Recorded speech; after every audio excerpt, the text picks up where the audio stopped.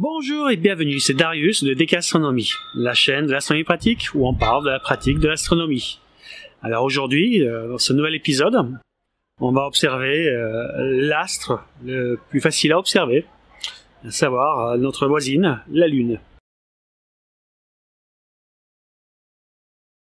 Je comptais initialement faire un épisode sur la mise en station, mais pour observer la Lune, il n'y a pas besoin de faire de mise en station.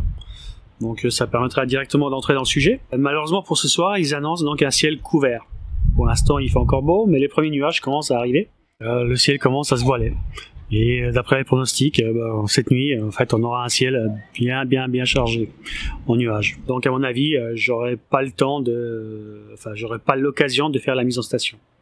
Puisque donc évidemment, si les nuages cachent l'étoile polaire, pour la mise en station dans l'hémisphère nord, c'est mort. Mais avant que donc tombe la nuit, ce sera quand même l'occasion d'observer un petit peu la Lune, et également on a Vénus qui est bien présente. Donc si les nuages ne la cachent pas, je ferai également donc une petite vidéo de Vénus, et donc comme ça vous montrera une idée de ce qu'on peut voir au travers d'un télescope. Donc sans plus tarder, générique.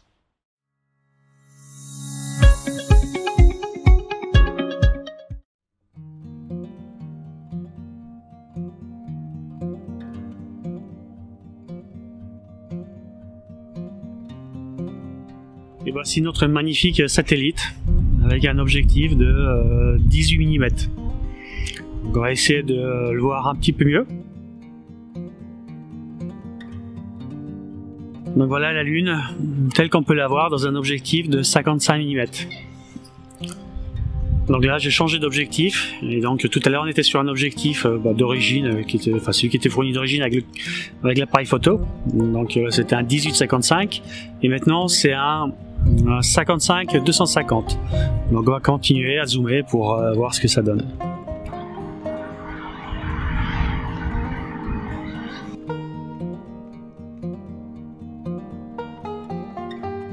Et donc voici la Lune au 250 mm. Donc toujours filmé depuis l'objectif de mon appareil photo. Donc c'est un Canon 200D. Au passage, vous avez vu que donc plus on zoomait sur la Lune, plus le fond du ciel s'assombrissait. Donc ça c'est normal puisqu'on est passé de f4 à f5.6. C'est parti pour la mise en place du matériel.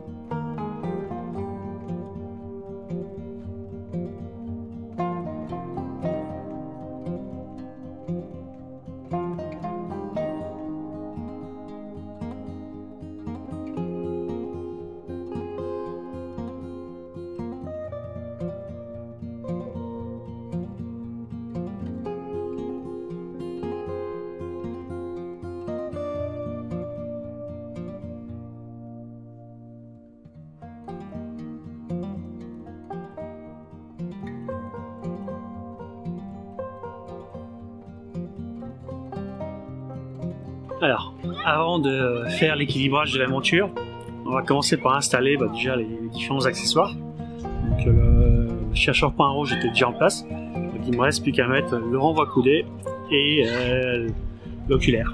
Donc un oculaire zoom, ce qui est pratique pour pouvoir visualiser facilement la Lune. Donc c'est parti pour l'équilibrage.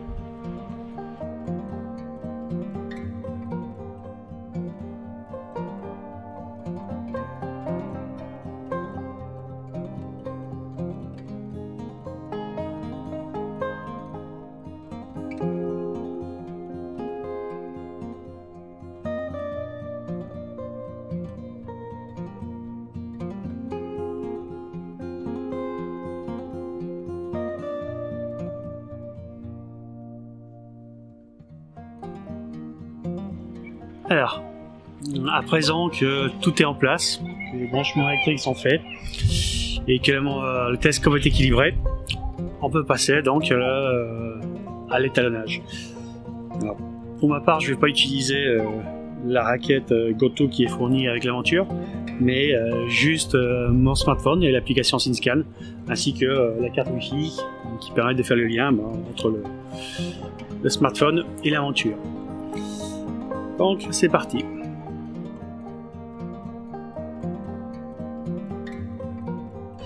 Alors, je lance l'application SynScan et on va se connecter à la monture. Voilà, donc comme le soleil est encore bas à l'horizon, voilà, il nous prévient de ne pas regarder le soleil ou de prendre les précautions nécessaires. Et ben voilà.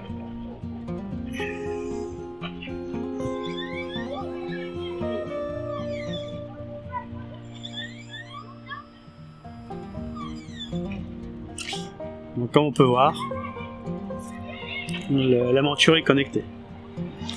Donc on va pouvoir passer à l'étalonnage. Et on va faire sur un seul astre. Et on va le faire en l'occurrence sur la Lune, qui est l'objet le plus brillant du ciel. Donc c'est parti.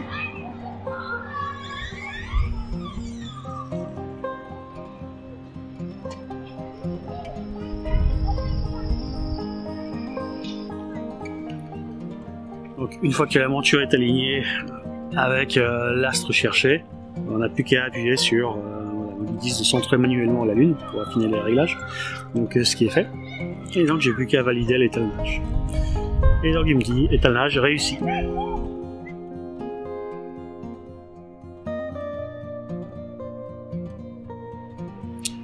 on va pouvoir passer aux observations.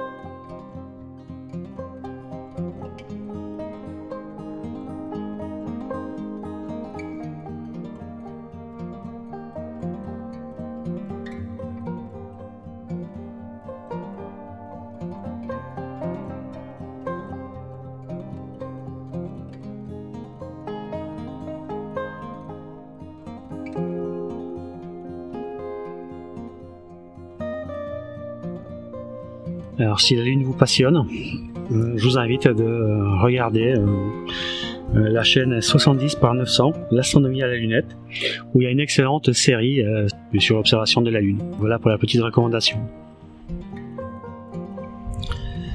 Bon, alors comme il y a un trou entre les nuages, voici Vénus. Donc c'est ces petits points brillants dans le ciel. Alors je vais prendre une photo. Comme ça, on pourra regarder quelle est la phase de Vénus. Parce que donc la phase, tout comme Vénus, tout comme la Lune, présente des phases en fonction de sa position par rapport à nous et par rapport au Soleil. Exactement comme la Lune.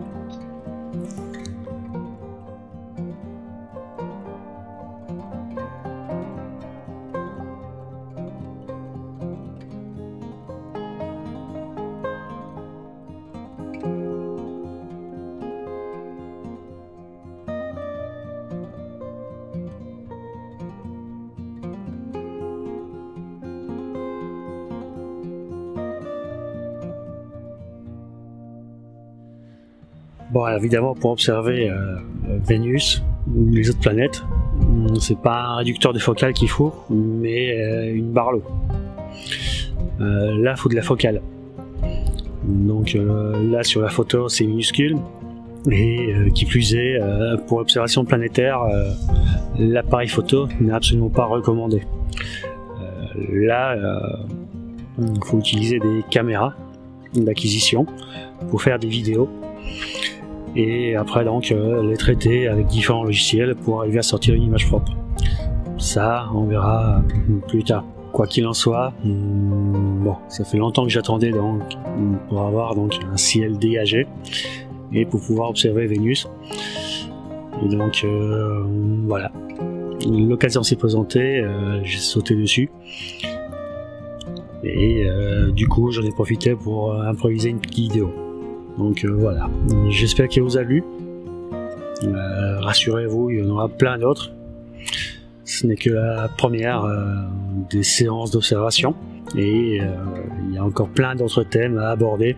Donc l'astrophotographie à l'APN, l'astrophotographie aux caméras, donc, que ce soit pour le ciel profond, lunaire ou planétaire ou solaire. Chacune de ces disciplines est différente avec ses contraintes. Donc on aura l'occasion de voir tout ça. Patience. Donc n'hésitez pas à vous abonner et je vous dis à bientôt.